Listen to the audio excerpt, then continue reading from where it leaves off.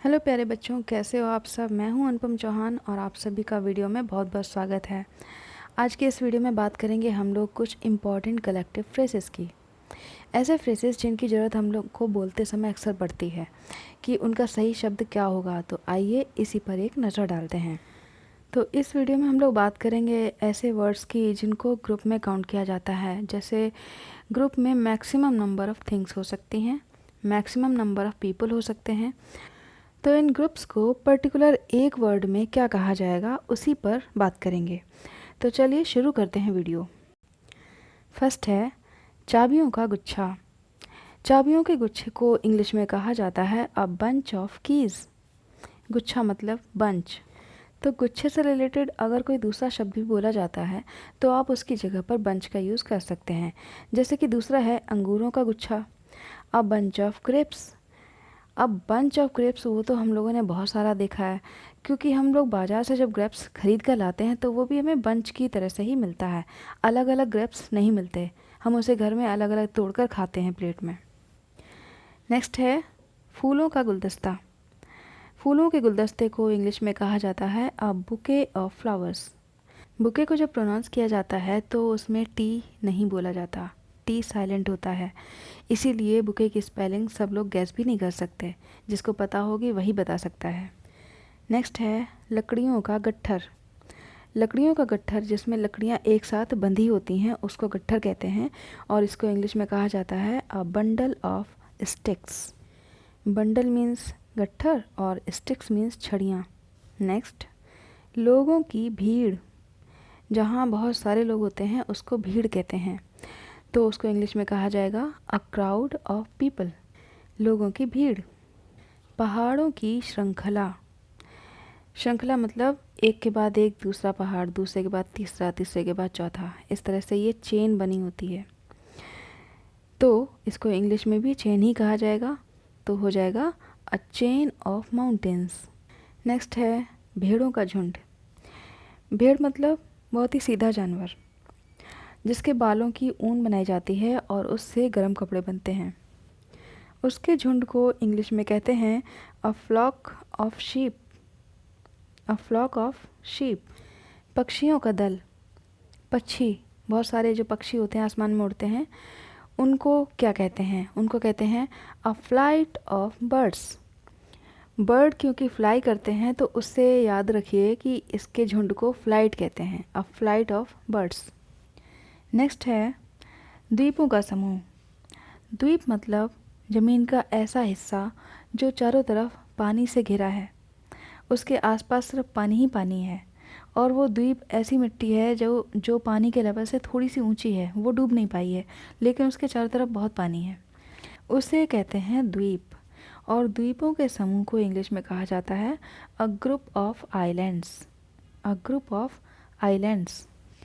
तारों का समूह।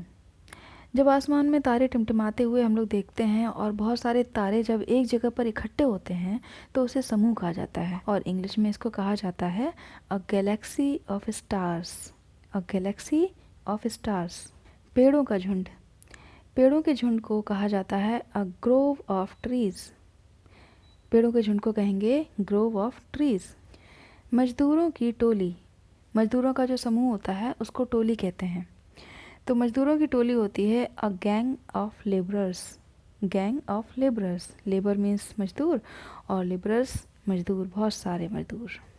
हिरणों का झुंड। हिरणों के झुंड को कहा जाता है a herd of dear. A herd of dear. सुअरों का झुंड। जो सुअर होते हैं, पिग होते हैं, उनको कहते हैं अ हर्ड ऑफ स्वाइन।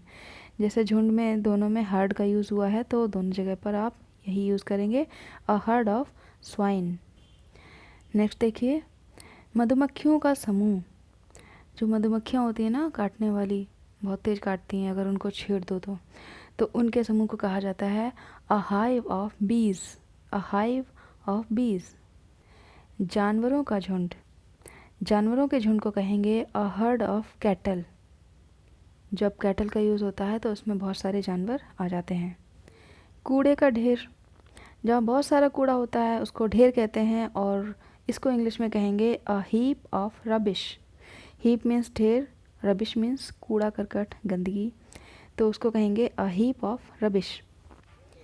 इसी तरह से बजरी या रेत का ढेर, इसको भी कहेंगे heap, a heap of stones और सैंड। नेक्स्ट देखिए, शिकारी कुत्तों का झुंड।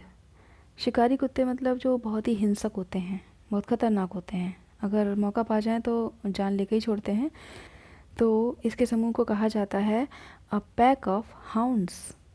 हाउंड्स मीन्स शिकारी कुत्ते और पैक मीन्स झुंड। नेक्स्ट, जूतों का जोड़ा। जोड़ा मतलब दो चीज़ें एक के साथ दूसरी जोड़ी में, तो जोड़ी या जोड़ा जहाँ पर भी यूज़ होगा उसके लिए यूज़ करेंगे पेयर।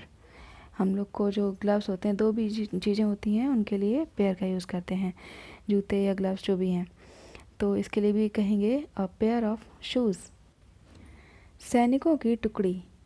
जब बहुत सारे सैनिकों का समूह होता है तो उसे कहा जाता है अ रेजिमेंट ऑफ सोल्जर्स। चोटियों की श्रृंखला।